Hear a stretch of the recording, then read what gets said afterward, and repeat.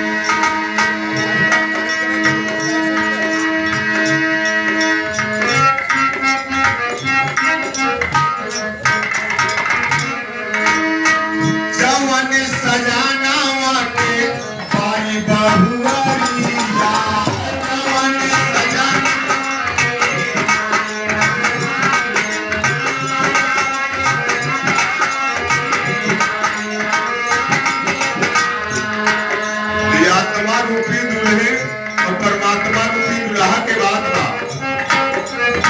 कि अगर इतना अवगुण हमारे शरीर में भरा बा तो परमात्मा के हम कैसे मनाई यह बात जमने सजाना वाके भाई बहुआरी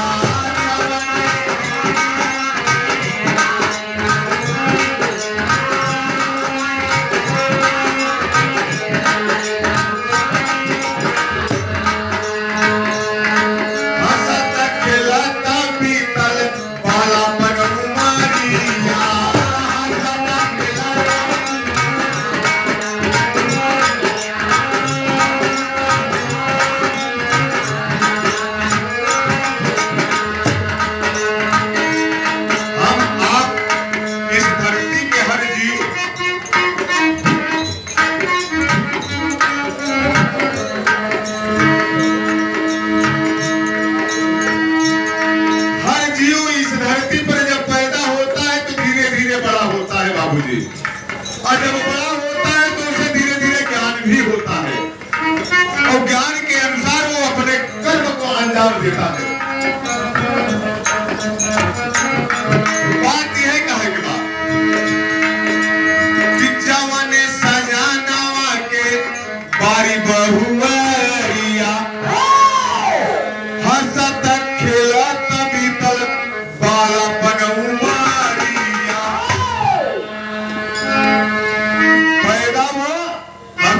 समय पास हो गया अरे आइला जवानी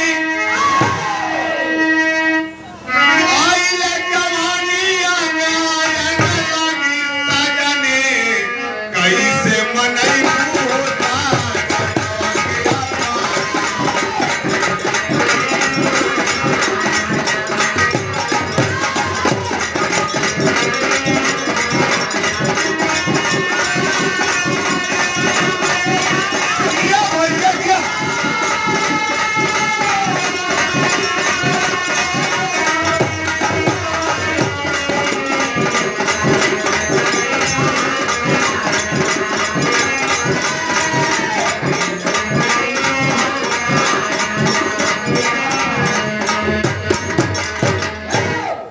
बचपन बीत गया,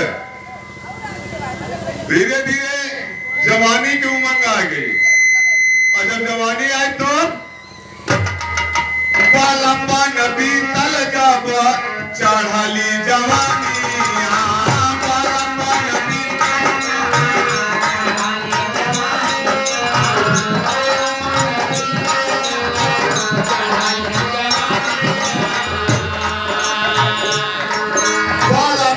Pita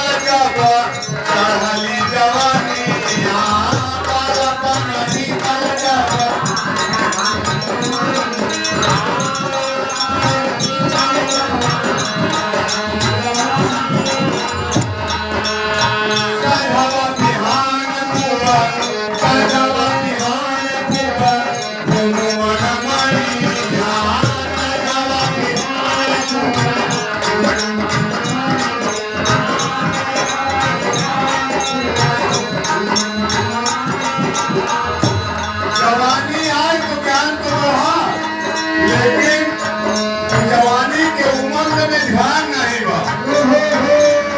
अपने मन का जौने समझ में आए वही उल्टा सीधा सब कहना है। यह गाना बाकी ध्यान रहे इस बात का कि बालापन पीतल जब चढ़ली जवानिया सजावा बिहान खूब घूम मन मानिया अरे पलवा का ख्याल कबहू तब नहीं ध्यान रहा कि हमारे ऊपर कहूँ जाए के बाद केहू से मिले के बाद केहू को जवाब दे पड़ी। अरे पलवा का ख्याल कबहू कईलू नहीं सब पागे कैसे मन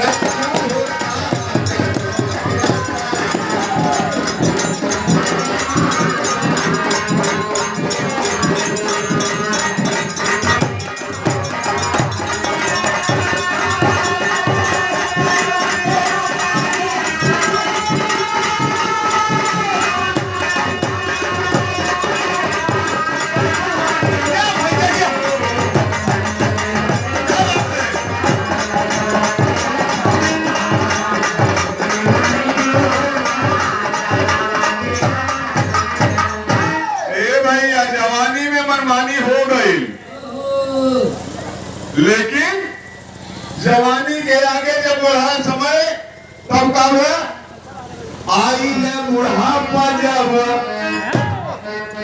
शिव कैलाश के आदेश बाकी समय कम ल लेकिन हम देखा कि शिव कैलाश के तना समय कम करवावत थी। बोले वाली बात न पड़े बोले वाली बात न पड़े हम कहे वाला मौका नहीं दे केहू के समझे।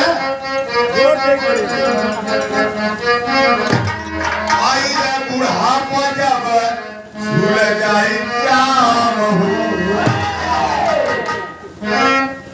सब क्या है लड़कियां के उम्र और जवानी के उम्र बचपन और जवानी के उम्र सब चाहत है। बुढ़ाई के उम्र चाहत कि हमारी बुढ़ाई आवे लेकिन वो बड़े समय से आई जाए। बेटा क्यों नहीं मानत सब जानत हम जवान नहीं रहा लेकिन वो बड़े समय से बाबूजी आए बुढ़ापा जब झूल जाए डंडा के सहारा लेबू बेकार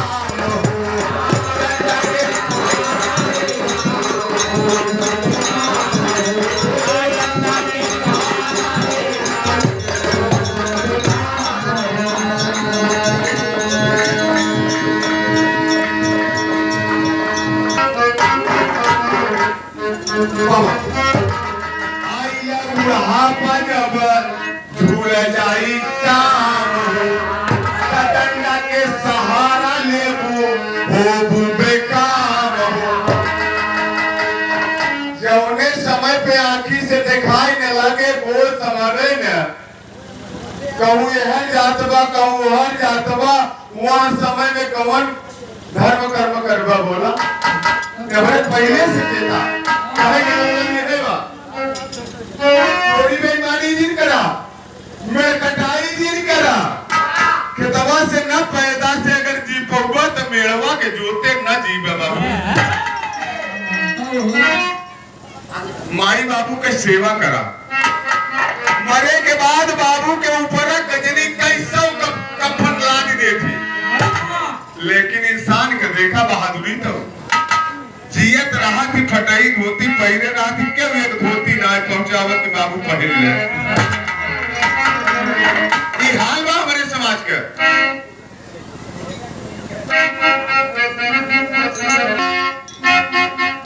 आई ला बुढ़ापा जब झूल जाई चाहू के सहारा लेबू होबू बेकाम अरे चली नहीं काम तब वह समय पे अरे चली नहीं काम अब हथवा के माला ने कैसे मनई होता जानवा के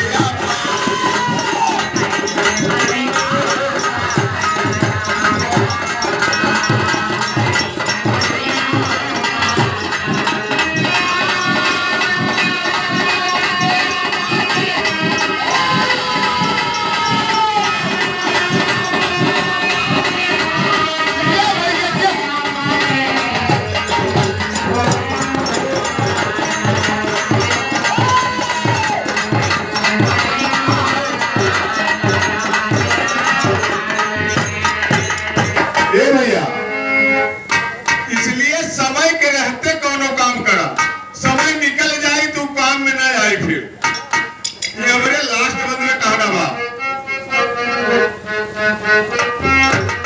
कि अंतिम समय में जइबू वह भाग्य में हुए तब। केहू केहू के ऐसा समय आई जाता कि ओकर दाह संस्कार भी नहीं हो पावत बाबूजी, ऐसा समय आ जाता। और आज के समय में तो ज्यादा बा, पहले का जमाना कुछ ठीक रहा। समय के रहते चेता बाबू, समय से हर काम करा। माई बाबू के सेवा करता तो कौनो गया तीरथ जाए की जरूरत ना बा।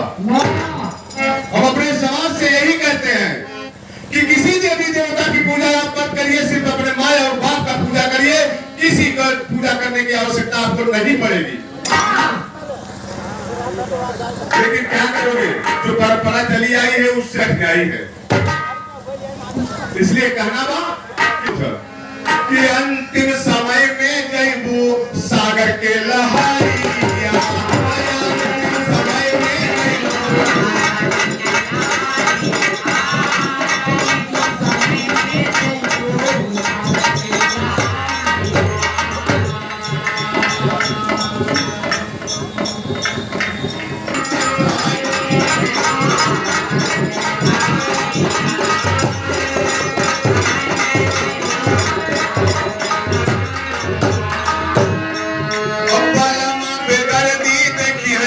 खून के गठारिया, बालमा बेदर्दी देखी है।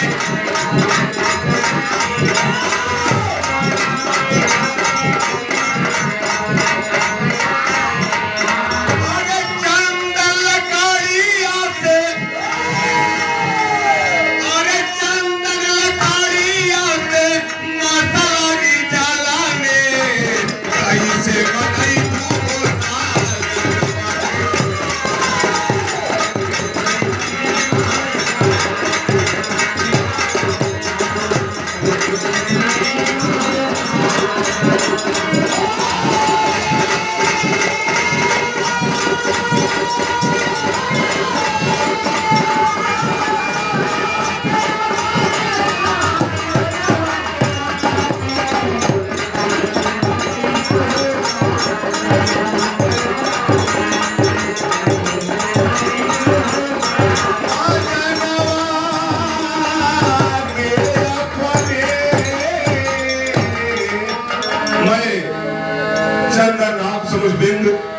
कूदगी की धरती से आप सबका स्वागत अभिनंदन करते हैं। जो गलती हुई होगी हम आप सबसे क्षमा चाहते हैं।